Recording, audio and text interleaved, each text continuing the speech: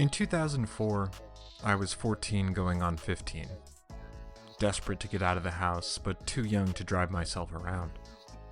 Like a lot of teens, I begged my parents to drop me off at the mall, where I could kill time eating free samples in the food court, and wander in and out of Hot Topic and PacSun without ever buying anything. When I got overwhelmed by boredom and the smell of Cinnabon, I ducked into the movie theater next door.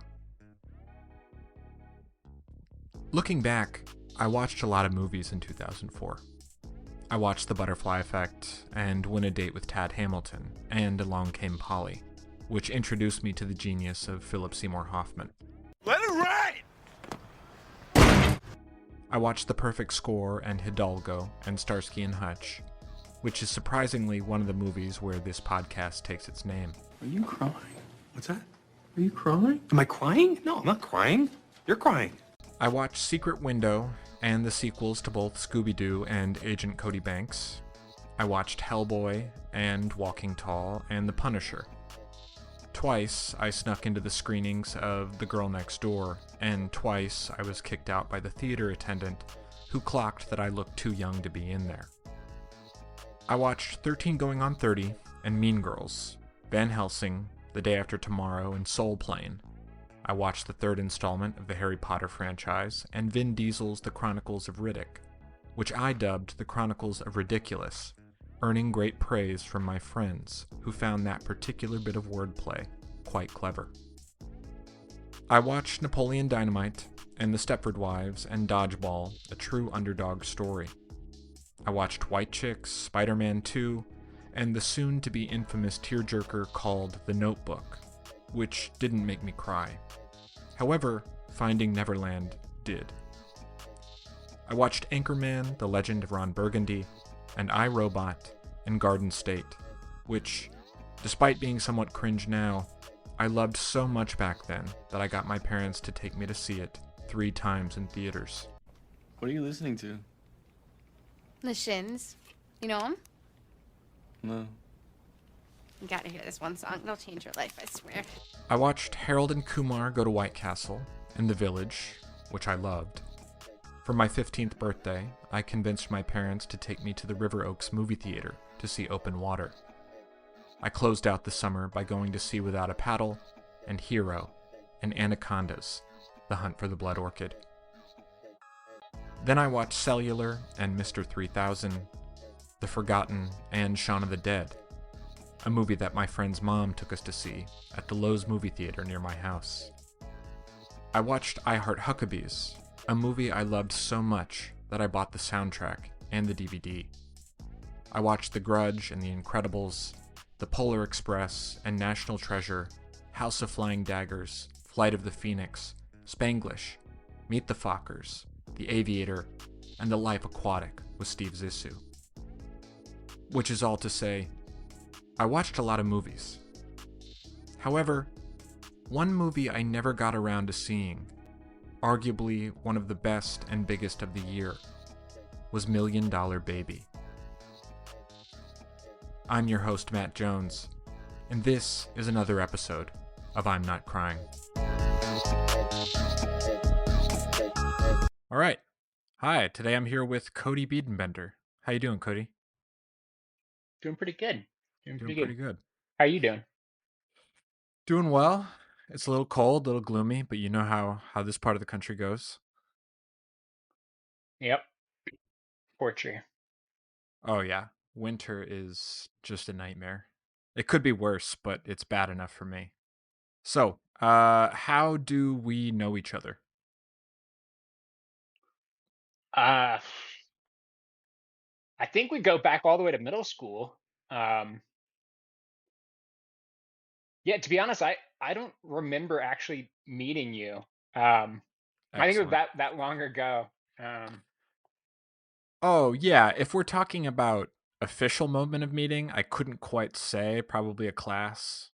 yeah, Yeah, which is to say though that we go back a ways to middle school, probably to 6th grade. yeah, Yeah, yep, yeah. And we have done we did high school swim team together. yep, yeah. College together. college together, roomed together for a little Yeah. bit. Yep. So yeah, way back. Yeah, and like myself, you've done quite a bit of moving around. Where have you lived over the years? Uh, I guess starting in Texas back in our childhood, then moved to West Virginia, then from West Virginia went to Alaska to Pennsylvania. And funny enough, that's the same city you're living in Pennsylvania, Selinsgrove. So I don't know how many people live in Selinsgrove, but it's a super small town. Um, Like so it's 5,500. Yeah. 5,500. Yeah. So the Yeah. odds of that are probably like astronomically small. Oh yeah. Um, and then after Pennsylvania, we went to Connecticut, Danbury, Connecticut. So we were right on the border of New York, which was kind of cool. And then I don't know, 5, 6 years ago, we moved to Colorado, Denver, and been here ever since. Oh yeah. So you're recording from Denver. And Yep. can we get a quick ranking on those places? Can we get a worst Uh, place you've ever lived and a best place? yeah, West Virginia was the shittiest for sure.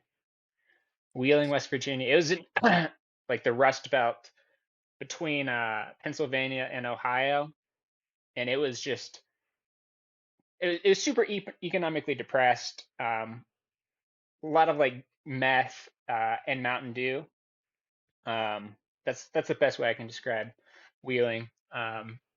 Favorite place for sure is Alaska. Um, I Oh mean, there are yeah. tough parts about it, like the cold and the dark, but um, there's just something about Alaska that I really liked. So one day we'll go back and maybe live there. So I would like to visit. Yeah. I've been sold on the idea for a long time. Just, haven't made it up that way. It takes a little bit of planning. yeah, I think that like if you drive, it takes like a week to get. I think maybe the Alaskan Highway where you cut through Canada like is a 3 day drive in and of itself. Yeah. Um, but yeah, I think the worst part about Alaska was the time zone though, because it's 1 hour different from Pacific, and so with family being in Texas, I think we were 3 hours different. So um, it's just a little. It's not that hard, really, but um, Yeah, it can create some scheduling issues, like if you want to talk. I think, although I know it worked well for Jess and I, my wife, when she was in Michigan and I was in Reno, she likes to stay up really late. So being on mm, Pacific time was perfect for me because I yeah, would probably go to bed around the time that she would go to bed, but 2 hours earlier. Yeah. yeah, it does work out. The worst part is like soccer games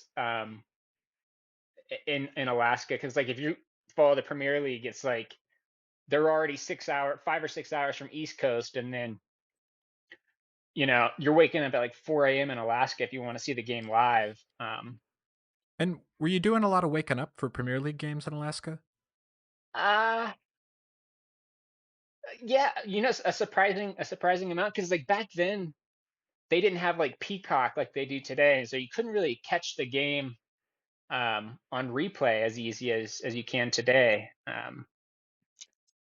And it's crazy to think because that was only 10 years ago. That was 2015 that we were there. So Oh wow.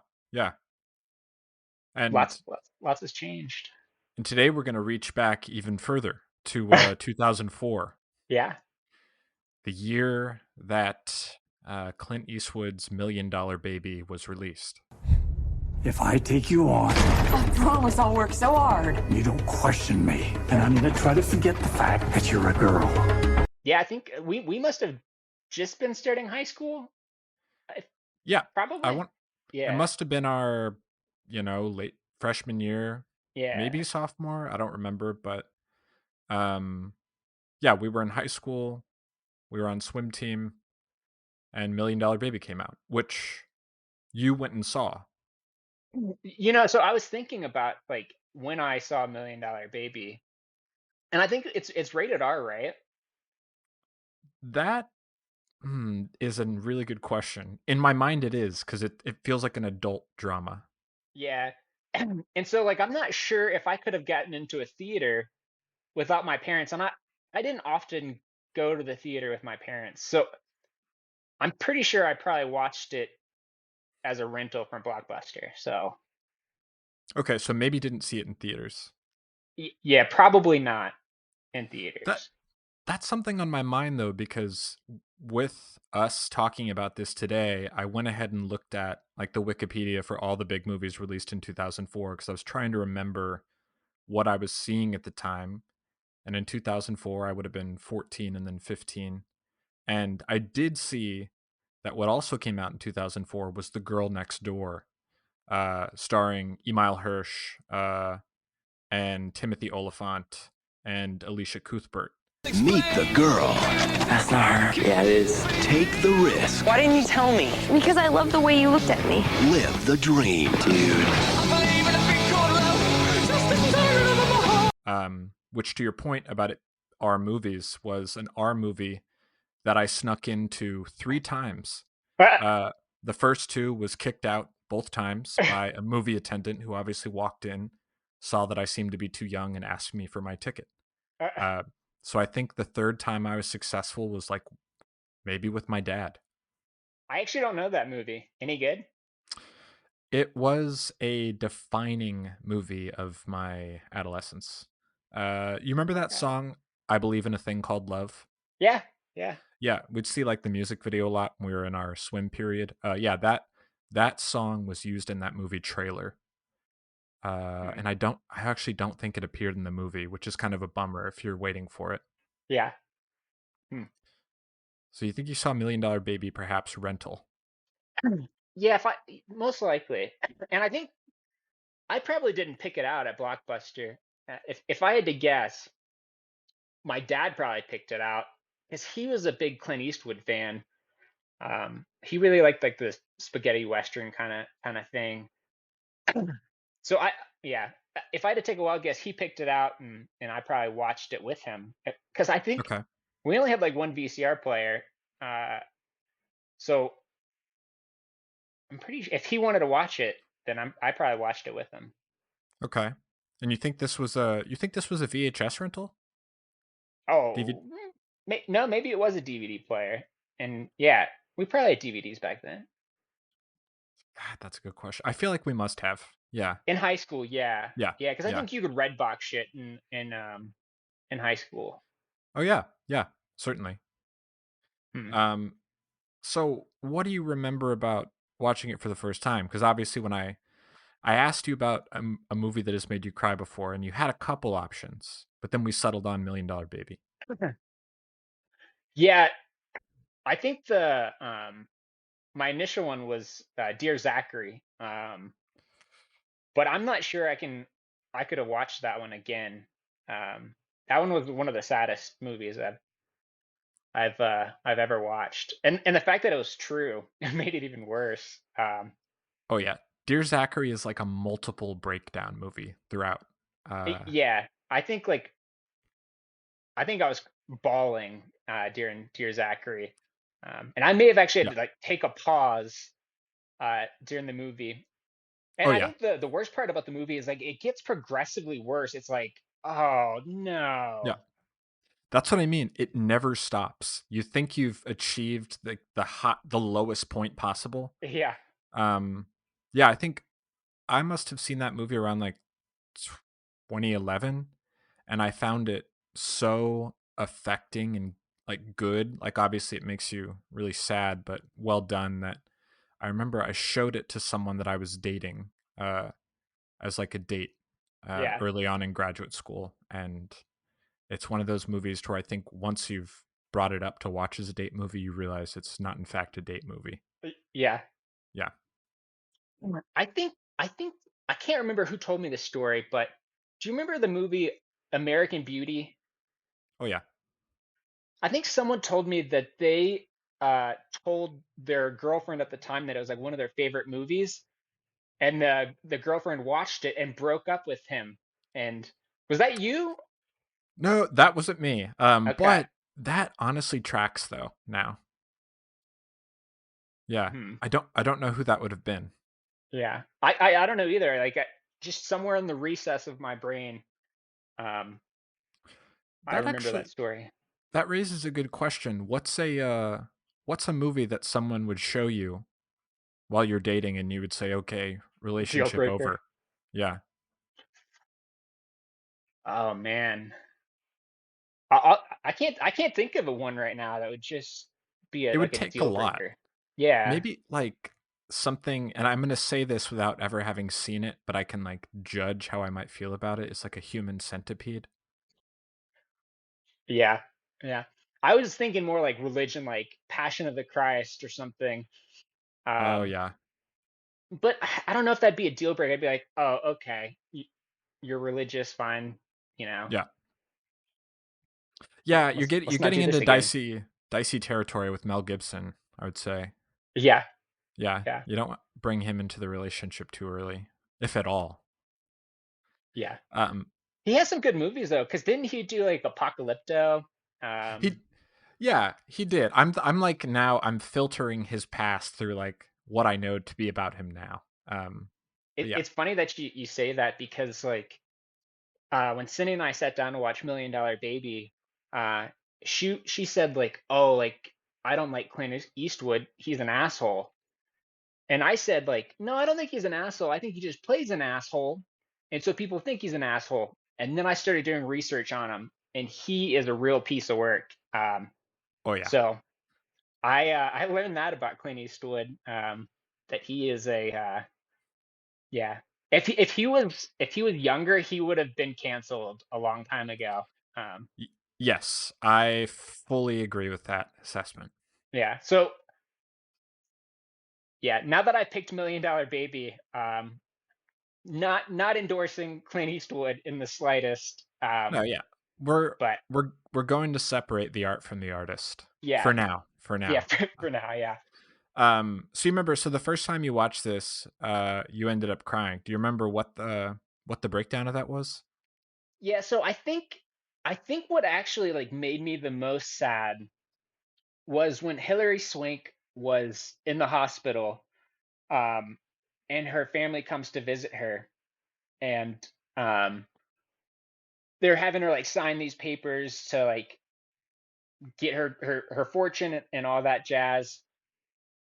And I think that that part just made me so sad that like the people that were supposed to support her, um, in her time of need were just taking advantage of her in her time of need.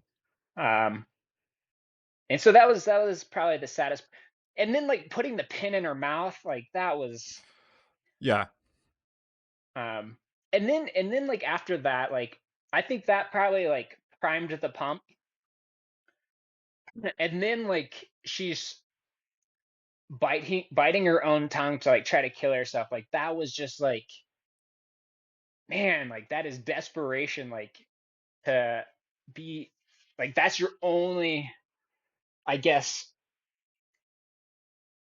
way in which you can kill yourself if you're a paraplegic or a quadriplegic. I don't know the difference in the terminology, but yeah, like Yeah. if she wanted to kill herself, there's not a lot of options.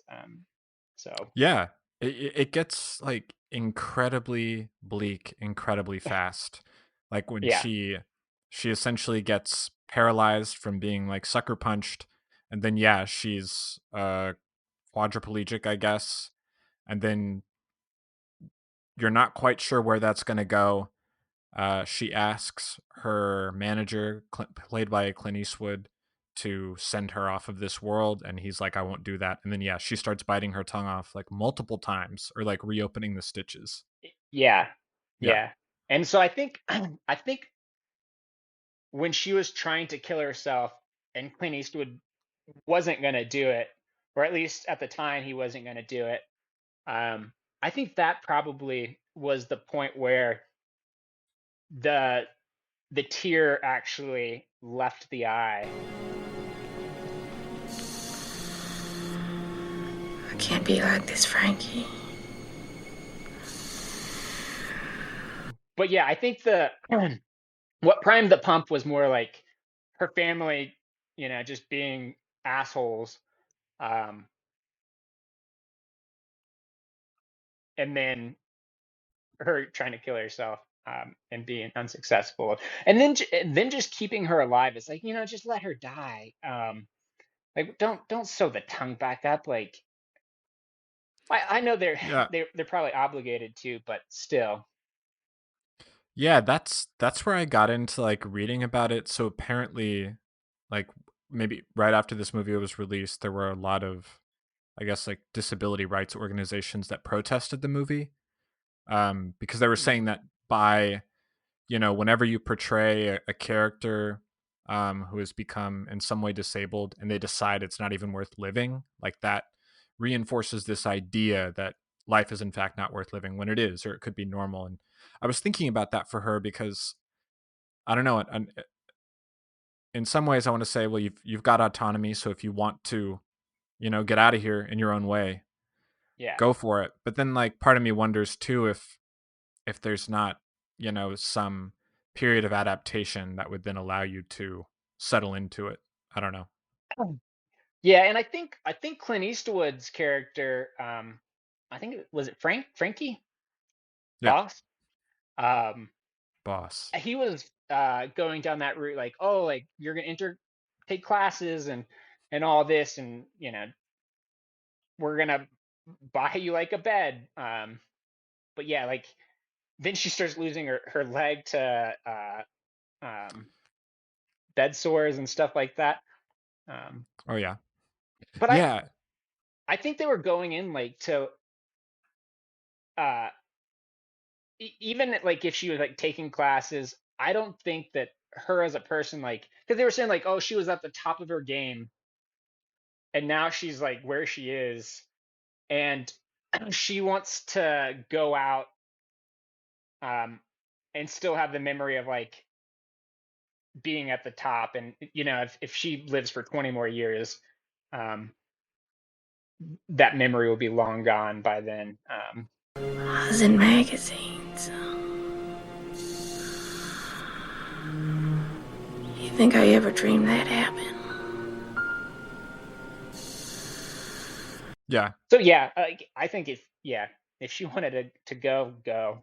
Um, Yeah, and I think it also is like true to her character throughout the movie, because one of the things that boss Clint Eastwood always says about her is that she's stubborn and she doesn't really take his advice when he wants her to, but that's also like the mark of someone with a fighter spirit. Like you have to have that element of not fully giving in to whatever your trainer's trying to do. So I feel like it is true to her character in a way that she goes out like that. yeah, I think I would be a similar mindset. Like if I lost, I don't know, like if I lost my legs, I may still be wanting to live. I don't know. I don't know. It'd be a tough one. Well, yeah, because I mean, I think about, yeah, obviously physical mobility a lot, but you're also very active, right? Like Yeah, yeah. Your world gets you're a lot often, smaller, yeah, like, by having that. But I guess if you lose your legs, like nowadays, you can get prosthetics. Um, but someone in her situation, like a quite like I think they were saying like she'd have to have a wheelchair that she'd blow into to have any like sense of mobility. yeah, Um, yeah. It's really tough when you think about her perspective in that movie about where she's at. yeah, Um, but you're saying the part that kind of primed the pump, so to speak, was her family not only not supporting her, but trying to take advantage of her. yeah, yeah. Like earlier in the movie, like she bought him a house, and they were upset that she bought him a house because they were afraid the government would stop sending welfare checks. Um, which is kind of sad in and of itself that Hollywood portrays people that get welfare as this type of person, when in reality, uh, most people on welfare truly need it, and they're not um, living the life of luxury on welfare, and I'm sure they don't want to be on welfare. Um, but Hollywood portrays people on welfare as lazy. But all that to say, yeah, her family um, never seemed to really support her. And I guess that kind of resonated or didn't resonate, but it's just like so different to how um, like we were brought up, where our parents were super supportive, even when we fucked up. Um, Oh yeah. so yeah, it's just like I I can't believe people in this world don't have like that support system. And so like I think yeah, it's just like how alone she was in the world. Like the only person she had was Boss, or Frankie, or whatever his name was, Clint Eastwood. Yeah. Clint. Yeah, Yeah, right. Yeah, she was extremely alone in the world, and she said that to him. I think when they were in the car coming back from like her family visit, that he was the one person she could count on. yeah. And Yeah. I think there were other characters like in the movie, like smaller characters like Danger. Like he had no one in his life at all. Um, man, Yeah. I Danger. gotta, I gotta say, so I went into this movie knowing what it was, like knowing that it had a lot of acclaim, and I think I mentioned this to you before. The only way I ever knew what happens in Million Dollar Baby was seeing the It's Always Sunny episode $100 Baby. So Yeah, like that revealed the ending to me. And like I think what happened was I remember watching It's Always Sunny, and Deandra Reynolds is being trained by her father, Frank Reynolds, and Deandra is kind of the dirty fighter who is hopped up on performance enhancing drugs, and she sucker punches a woman, and the woman breaks her neck on a stool. And I remember watching that, and whoever I was watching it with at the time said, "Oh wow, Million Dollar Baby," and that like revealed to me what Million Dollar Baby was about. yeah, yeah. I feel like even knowing that though, like it's like that's not the worst of it. It gets worse No, for her, you know. yeah, I had no idea about the other stuff. What I will say is that what I didn't know either, maybe I've just never seen a trailer, is that Hilary Swank would have a Southern accent and Danger would have a Southern accent. I'd like to become the welterweight champion of the world. And I challenge the Motor City Cobra, Thomas Hitman Hearns, to fight me for the welterweight championship of the whole world. Which always kind of throws me a bit Yeah, yeah. whenever I see actors do a Southern accent, and I know they don't have one. I don't know why, but like, at like first I kind of prickle at it, but then I would say about an hour into this movie, I accepted Hilary Swank's Southern accent. Huh. Well, I guess I'm not sure I've ever heard like the actor that plays Danger's real voice. I kind of just assumed that was it. Oh no, he's no Southern accent. That's why when I saw him, I Okay. thought, interesting. Yeah, Okay. Huh. yeah, Danger was an odd character in the fact that like he kind of did need to get his ass kicked, but not in the way he got his ass kicked, you know? yeah. Like he needed a He, reality check, but not in the manner in which he got it. Um, so you feel yeah, bad for him. I did feel But you bad don't for feel him. too bad for him because he's borderline racist and has a overinflated uh, opinion of his abilities. But you still He feel bad seems, for him. yeah, he seems like the kind of guy that maybe with the right intervention or guidance, he could be okay. Yeah, yeah. Um, so what was your if we're looking at something like the Baden Hop Fletcher lacrimation scale, how would you rank your first cry when you first saw it on DVD with your dad? I was looking at the scale you sent earlier, and I think I'd give it like a 1.5. Because I think a tear did leave the eye. I can't remember the exact delineation between a 1 and a 2. Um, but I don't think I was full 2, but I think I was past a 1. Okay. Yeah, so you had a tear that likely escaped containment.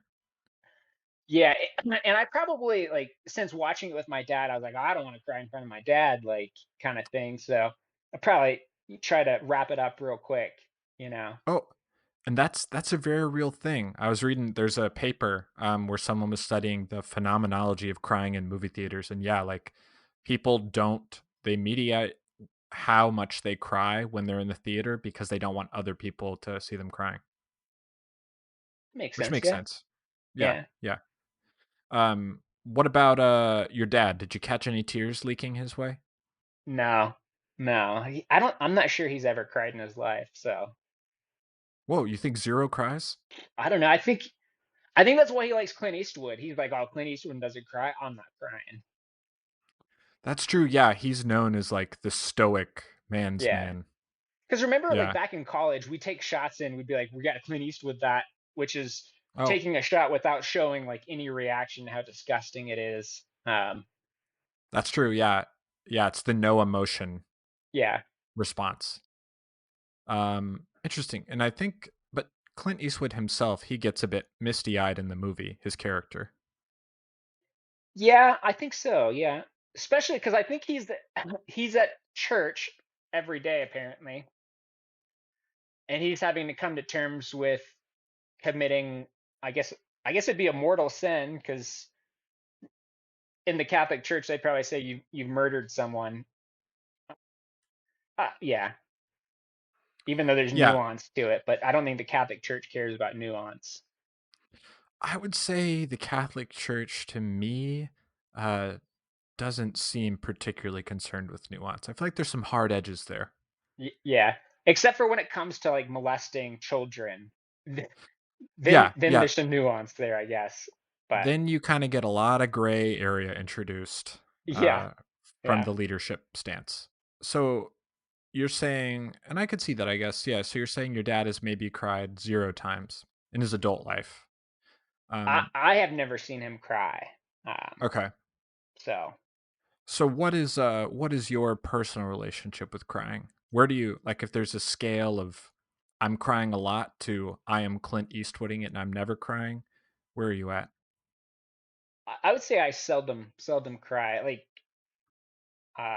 when Oreo died, our dog, I cried quite a bit. Um, but I would say a lot of it like was more anger than like sadness. I think I was just mad at the world at that point. And so maybe because, you know, we're conditioned to hold it in, um, it manifests into anger because it's like there is no outlet that's acceptable. Um, so it turns to anger.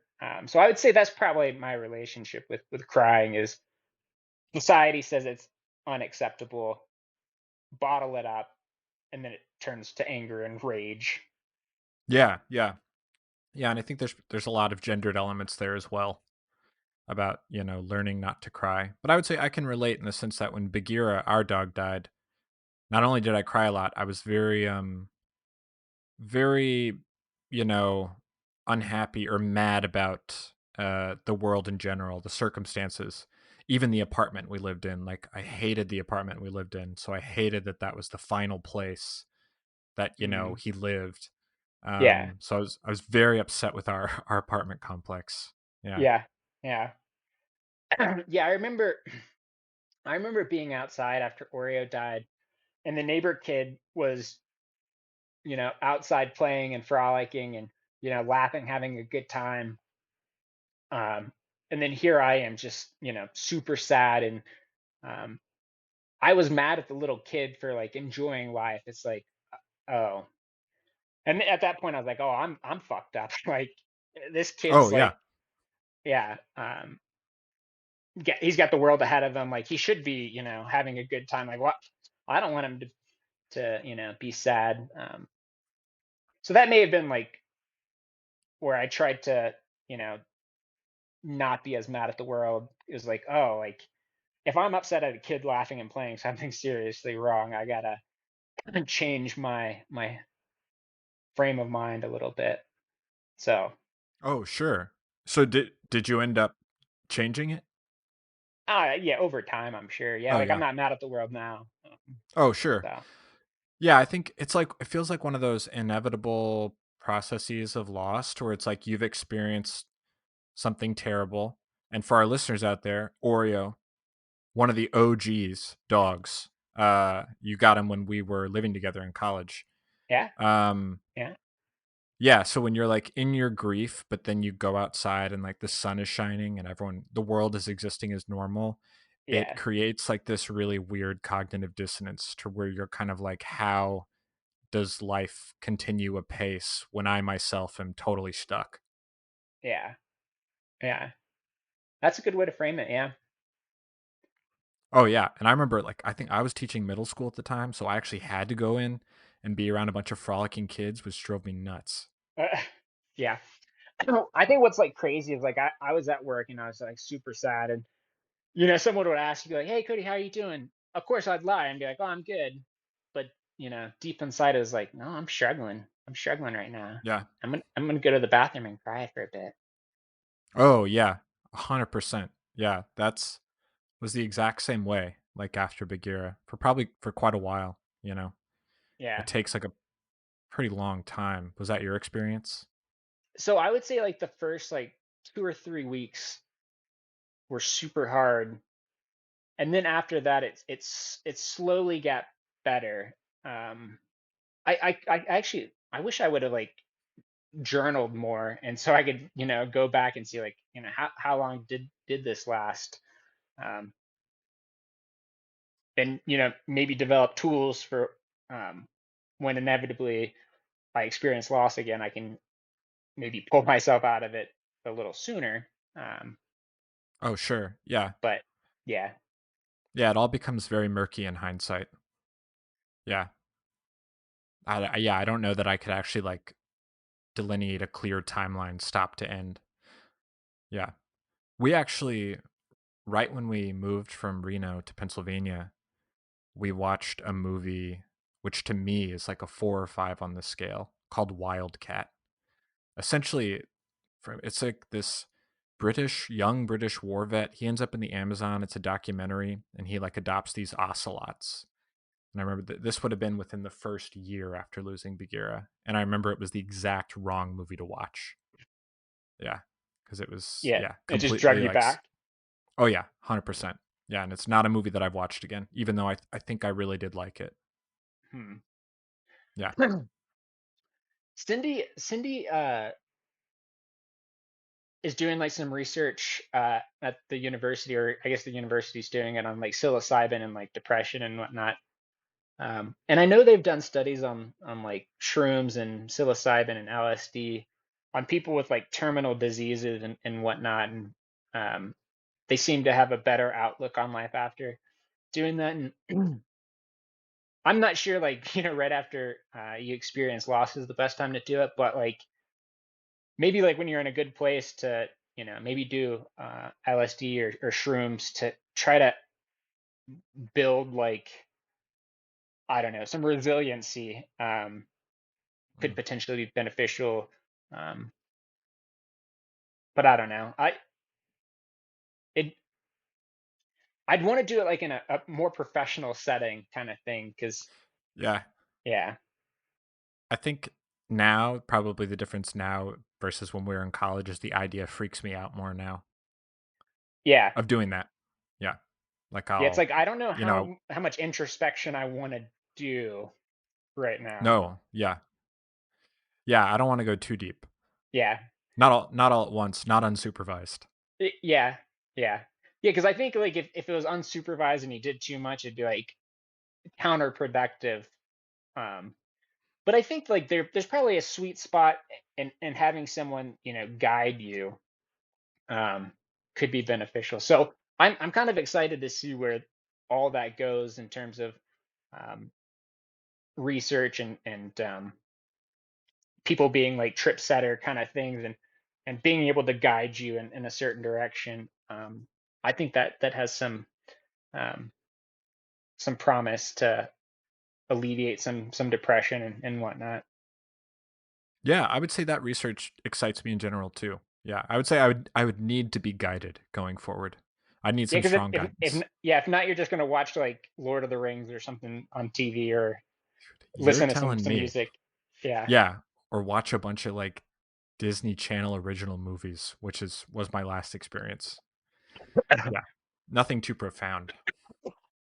Um, Yeah. so so then this time you watched it with your wife Cindy. What was the experience now of Million Dollar Baby? I didn't find it nearly as sad this time as I did the first time. Um, and it may be because I found out that Clint Eastwood is a real piece of work. And I was like, I can't like a Clint Eastwood movie now um, that I have this information. So that may have tainted going into the movie. Um, I still think it was a good movie overall, but it Yeah. wasn't as sad as I remember it being. When Clint Eastwood was like toying with, uh, will I actually help her commit suicide? It didn't seem like there was a whole lot of like turmoil within him. Like it didn't seem like the tension like built. Mm. I don't know if I'm explaining it, but it's like Was he too Clint Eastwoody to discern his inner emotional state? yeah, probably. Yeah. Yeah. Yeah. And the fact that he like runs away afterwards, it's like, what? Oh, you mean when That's he not. just goes out of the hospital? Yeah. He just leaves the hospital, but then he never comes back to the gym. Like he just ghosts everyone. I think I kept getting stuck on this, I think, because of that feeling like you know, when something unjust happens to someone in a movie, then my mind starts going down the rabbit hole of the justice needs to be done. So then I kept wondering, the welterweight champion fighter who sucker punches her, like what's the deal there? Is there any recourse, or was everyone just kind of like, oh, no big deal? Yeah, I don't know. I think in boxing though, like I'm pretty sure they can probably fine her, take away money. I don't know if you can be in prison for killing someone in a boxing match. Yeah, not definitely not prison. Like I wouldn't want that, but definitely thinking like, oh, like if you're a boxer who's known for always like breaking the rules and pulling punches, then I don't know that you should be a boxer anymore. I don't know that you should be able to do sanctioned fights. Yeah, especially because like in the film, the I guess time period, um, these fights probably would have had cameras all over the place. And so there would be evidence after the like even if the referee doesn't see her sucker punch plenty of people, the cameras catch it. And like the boxing association should be like, oh, yeah, like she's a dirty fighter. We need to like pull her card kind of thing. I don't know exactly how it works, but I would think Yeah, like in actual boxing, if you do a lot of that crap, uh, you'd probably get sanctioned or something. that's what I would hope. Yeah, I feel like, yeah, I needed rules. I know it wasn't that kind of movie, but I would say those last 20 or 30 minutes, I kept thinking like, is Blue Bear just going to get away with this? Yeah, yeah. With this time watching it, what was Cindy's response to it? Um, I think she kind of just half watched it because she was like, "Fuck Clint Eastwood." Ah, So yeah, and like I get where she's coming from there. Yeah, yeah, yeah. If you do not like Clint Eastwood, you're definitely not going to want to see a movie that he directs and stars in. yeah. Yeah, and now that I'm thinking about Clint Eastwood, it's like the guy has no range as an actor. He plays the same fucking character in everything he does. Um, just a grumpy like curmudgeon. But he's been playing that character when he wasn't like an old guy. I don't think it's nice you laughing. See, my mule don't like people laughing. Gets the crazy idea you're laughing at him. Yeah, and people like him for it. That's what he's built his Yeah. brand on. Yeah, being the stoic man's man. To be honest, I feel like that they didn't need like a Morgan Freeman character, because like I feel like him and Clint Eastwood are just like, well, you don't need both of them. I don't know if they needed him all that much, but Yeah, it was interesting. So I saw Morgan Freeman. He won Best Supporting Actor for this role. really, Um, yeah, and his role as the narrator throughout, I think I I didn't know where it was going or like what the framing device was, but when you find out at the end that what he's essentially doing is writing a letter to Clint Eastwood's daughter, I thought that yeah, was I thought that was interesting because Clint Eastwood's daughter is someone who you never ever meet in the film. yeah, yeah, Um, and you definitely get the sense that he uh, was not great to her as a dad. yeah. I don't know how difficult it is to like return a letter, like return to sender. Because you would think like the daughter would have just thrown it away, but she must have really fucking hated him because she took the effort to return to sender. Yeah, which makes it's like it's like a more affecting story to know that yeah, Hilary Swank is not only his fighter, but like his surrogate daughter, he's her surrogate father because her father's not in her life. So it's like a compelling dynamic between them. Yeah, yeah. I guess yeah. He regrets how poorly he was as a father, and so like this is him making amends. Um, One thing that was like a little confusing to me of like why um, they decided to do it was, you know how when he gave her the like the silk robe, and I can't Mm. remember what it said on the back, but I guess it meant like my love or my daughter. Or, Makushla means my darling, my blood. that whole thing, and then like why people like took that on. I was like, oh, that part seems a little weird. Like, why is it I like she's not even Irish, or maybe she Yeah, was. I don't know. They didn't go into that. because we know that he is reading Gaelic at one point. Oh, that's right. He is reading Gaelic. For some reason, in my mind I thought it was like Greek, but yeah, it was Gaelic. Yeah.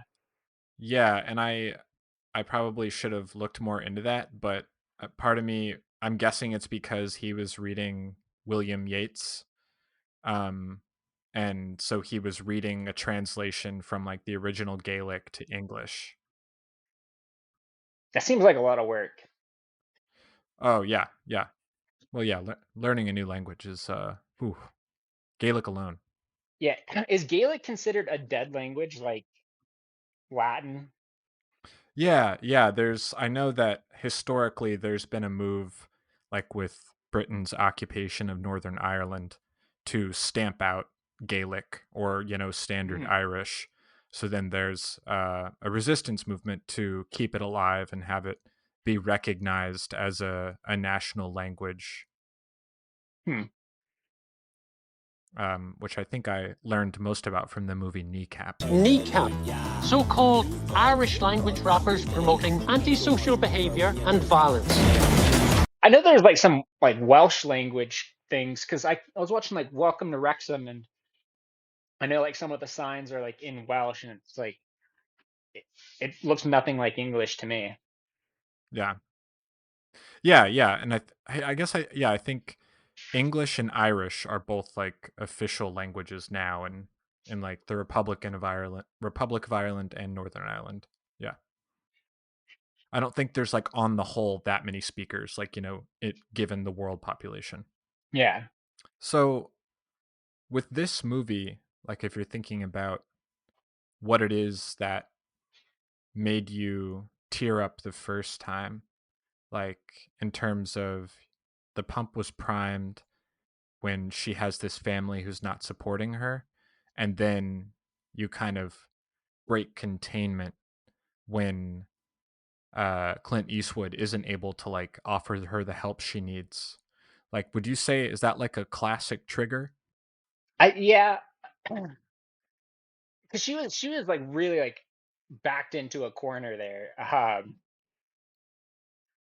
So yeah, I'd probably say that's one of the classic. I mean, like dog dying, Holocaust war, Oh um, yeah, like those are probably big ticket ones.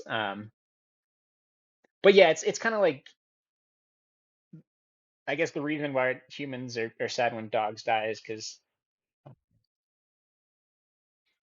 or I guess when they're killed in like horrific ways, it's um they can't like protect themselves in essence. And I think Hilary Swank's character couldn't, she lost like her autonomy, uh Yeah. and that that that's probably like a classic like trigger for humans. And for myself, I would say like it's less of a trigger than like animals being hurt, but it follows the same um idea of, you know, being vulnerable and um not being able to control your circumstances. Oh, okay. So that, yeah, lack of autonomy in the sense of, yeah, not being able to, I guess, have that self-determination. Yeah, yeah. Yeah. Yeah, I think that makes sense to me as well, as, and I think it's something I think about. And I think, we've had a conversation before, right, about that idea about like getting older and what that will look like in old age if you still have your, you know, Yeah, yeah, yeah. Because I think at one point, were you pro? I think, were you pro like, when I'm 75, just blow me just up? off me. Yeah, Yeah, yeah. yeah. I probably have said that. And to be honest, like the number doesn't Yeah. matter all that. Like I probably just said 75 because statistically at 75 my quality of life starts going down. But like if I was 80 and still like active and, you know, enjoying life and still have my mobility and all of that, but um, yeah, once things start going downhill, I'm not sure I want to stay alive too much, you know. If I like lose my vision, then I lose the ability to drive, um, and my world just keeps getting smaller and smaller. But yeah, like if I was 90, like for example, my grandmother, she's 92 or something, and she was telling me that she's gonna fly to Dallas, and I was like, "You're 90 something, and you're still flying, you're still driving." Uh, she's cooking. She just does what a normal human does. And so I'd say she complains about her arthritis, and I was thinking like, well, if you're 90 Hmm. something and you're complaining about arthritis, and that's the only thing going wrong with you, like, not too bad. But then she tells me about her friends that are, you know, around the same age.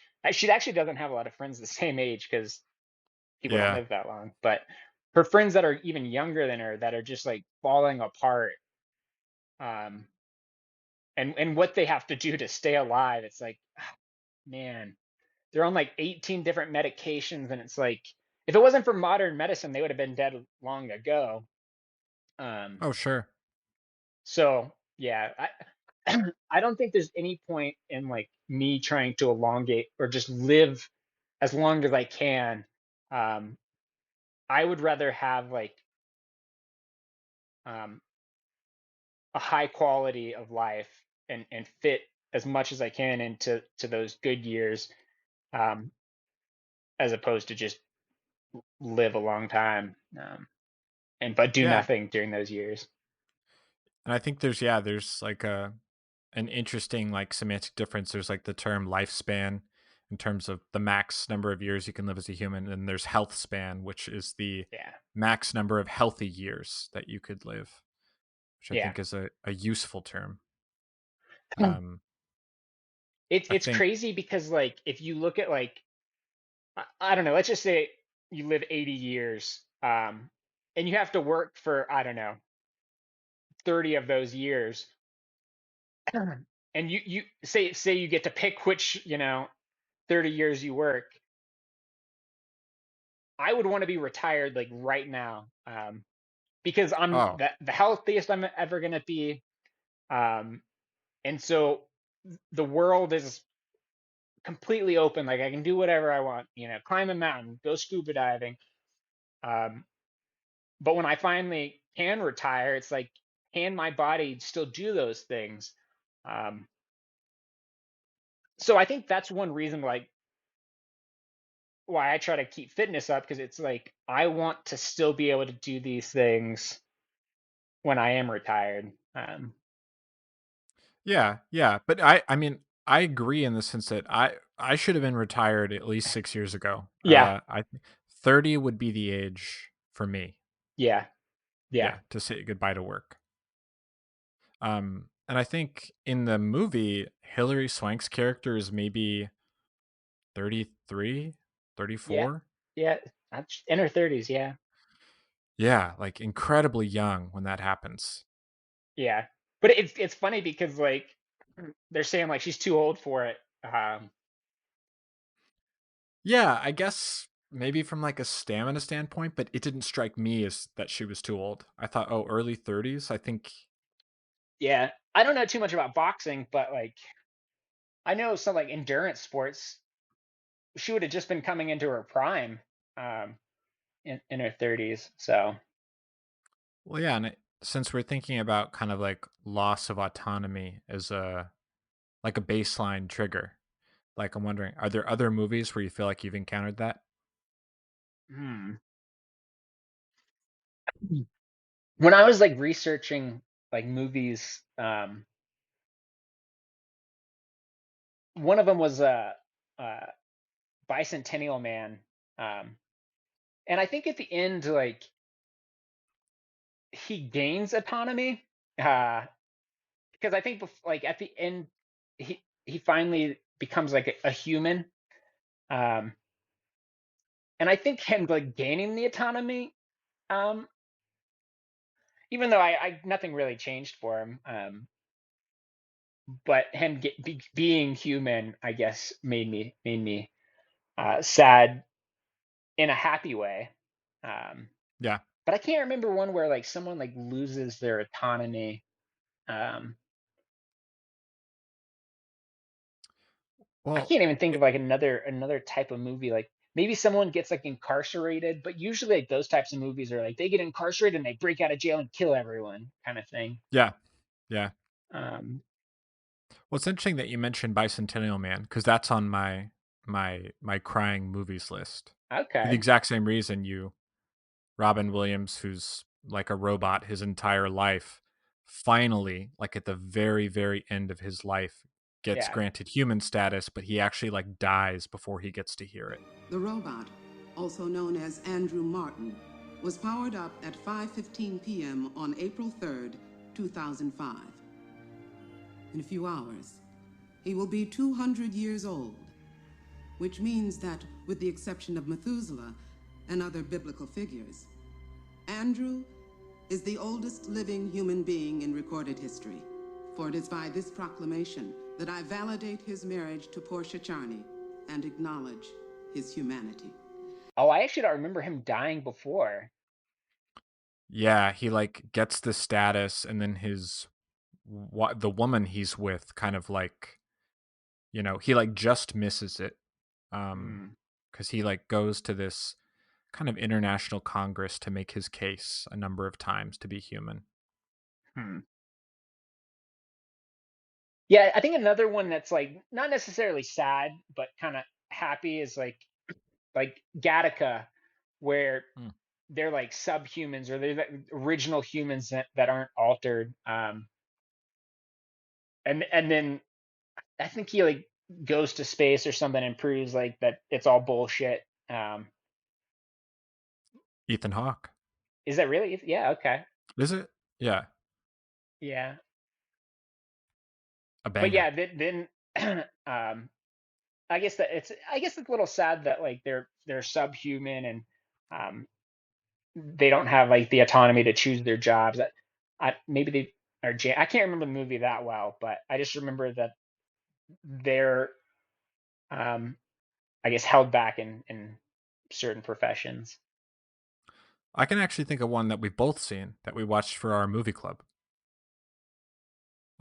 It being EO, Oh, okay, yeah, the donkey movie. Yeah, because that's pretty much no autonomy. He is getting dragged to and fro wherever humans are sending him or taking him.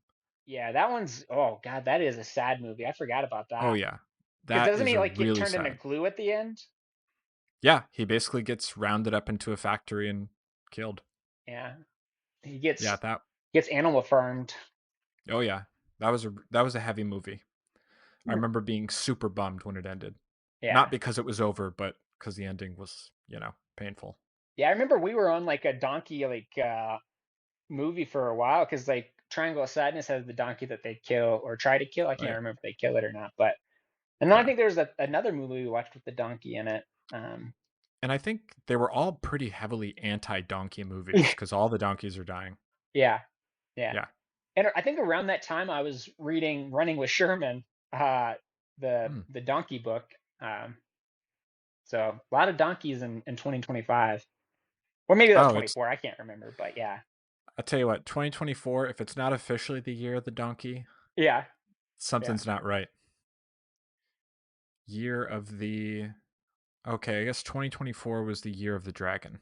Okay. Is there like a Oh. year of the horse? Is there a year of the horse?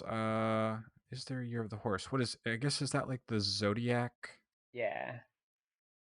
Oh, The is it next year of Zodiac? the. Uh, I guess. Oh, there is a year of the horse. Okay. I feel And like it Donkey looks. kind of goes into that one. Yeah, yeah. I guess they're both equine. Yeah. Oh, and I guess that's 2026. Hmm. Wow, so the year of the horse is coming up fast. Okay. Yeah, maybe We there'll got to be get like ready. donkey movies where like donkeys are the heroes, like kind of like a Shrek, you know? Bring Shrek 5 back or whatever. You know what? I would be willing to place a pretty hefty bet, perhaps on Kalshi, that Shrek is going to get more sequels or remade in our lifetime. Yeah. Yeah. Yeah, I feel like that's a generally safe bet that some sort of popular IP will be expanded upon. Yeah. Yeah, you may not have the same actors, but yeah. So then if you're coming off like a really sad movie, whether it be uh Million Dollar Baby, Dear Zachary, I think My Dog Skip was another one we mentioned.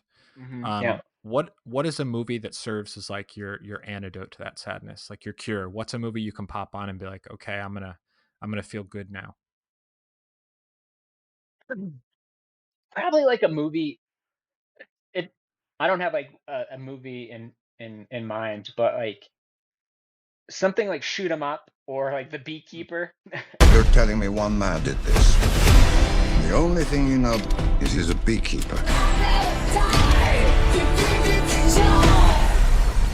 A beekeeper, a beekeeper? Well, that's not good. Like mindless Jason Statham action. Yeah, mindless and where someone is like dispensing justice. Like in Shoot 'em Up, like I think some guy is just swerving in and out of traffic, not using his blinker. And I think Clive Owen like kills the guy eventually. And it's like, I guess that's justice, in a way. Cause like everyone hates, people that um gain an advantage by not following the rules. And so Yeah. when you have like that vigilante, even though I hate vigilantes, but Yeah. Yeah. dispensing justice makes me feel good. It's like, okay, everything's right in the world kind of thing. Oh man, it's like catnip is a movie theme. If there's It- going to be a revenge justice plot, that's enough for me. yeah. Definitely. And that's what I thought Million Dollar Baby was lacking. I Mm, wanted to see justice dispensed yeah. to the blue bear fighter. Yeah. Yeah, she's probably gonna because I think she's still the title holder, so she'll probably get another title fight and get another $500,000. So Yeah. That's just not right. yeah, that's why you Um gotta watch someone dispense justice after that. and I do think probably Clint Eastwood has many of those movies. Oh yeah, Yeah. that's his bread Yeah. and butter right there. Oh yeah, vigilante justice. Yeah. The one movie I do want to see that I think is kind of like I've never seen the first one, but I think it was called like Nobody with the guy from Better Call Saul. Oh yeah. I did see And that. and I think they're coming out with the second one where I think he just gets like the shit like kicked out of him, but Maybe he has a Yeah. superpower and he just keeps coming back. Yeah, the second one, Nobody 2 Somebody. Is that really what it's called? I think it's just Nobody 2, but Okay. if they're willing to revisit that. Yeah. Yeah. That's how you know there's going to be a Shrek 5 or 6 or whatever number they're on. Yeah, I'd be happy to jump in at any point if they need me to name sequels. Yeah. I think the big one I've been writing is if they ever reboot Mighty Ducks. I think Mighty Ducks What the Puck or Mighty Ducks Go Puck Yourself Yeah. is right there. Yeah. I kind of liked when like Fast and the Furious would do like Fast and Furious Tokyo Drift. When they started just doing like numbers, I was like, oh, y'all guys aren't even being creative. Yeah, I think, and we've talked about this a bit, Tokyo Drift is the pinnacle of the franchise. Yeah. And maybe the pinnacle of car movies in general, and of drifting movies in Yeah. particular. Yeah.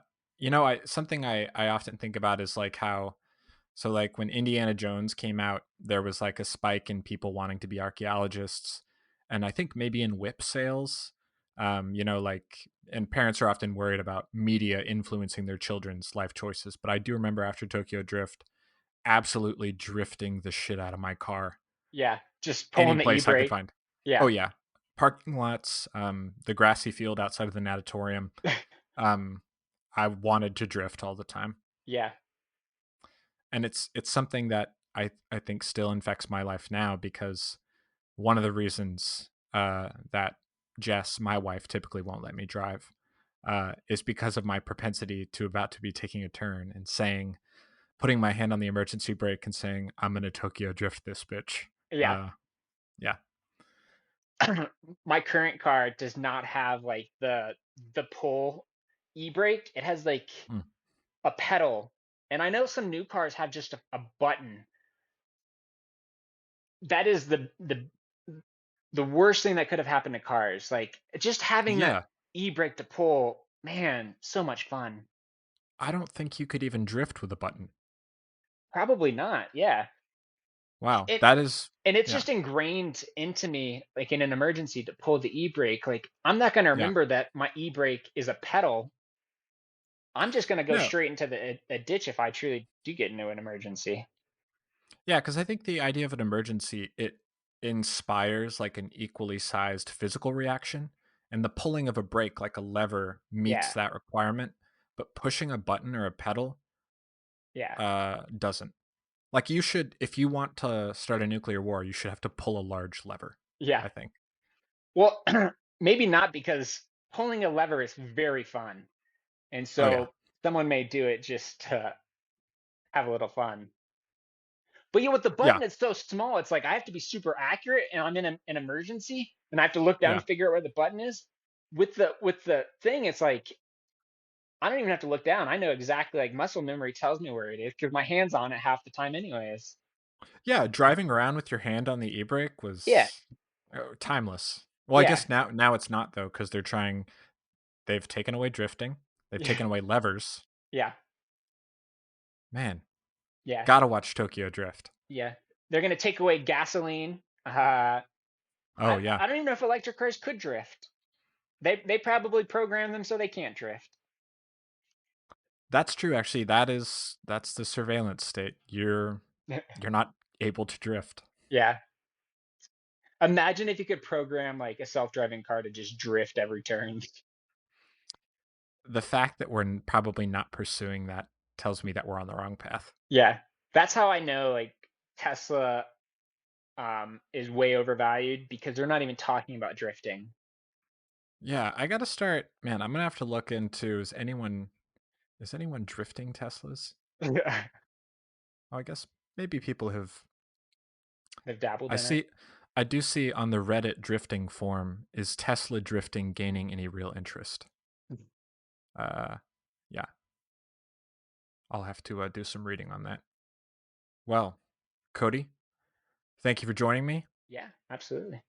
Yeah, fun. That was a that was a good discussion on $1 Million Baby, cars, longevity. Yeah, all of it. Yeah, we didn't get into assisted suicide too much, so I thought we were going to go down assisted suicide, but and cut. I'm Not Crying is a production of Wild Burrow Studio. If you can, please take some time to rate and review our podcast wherever you listen. Thanks for tuning in. Until next time.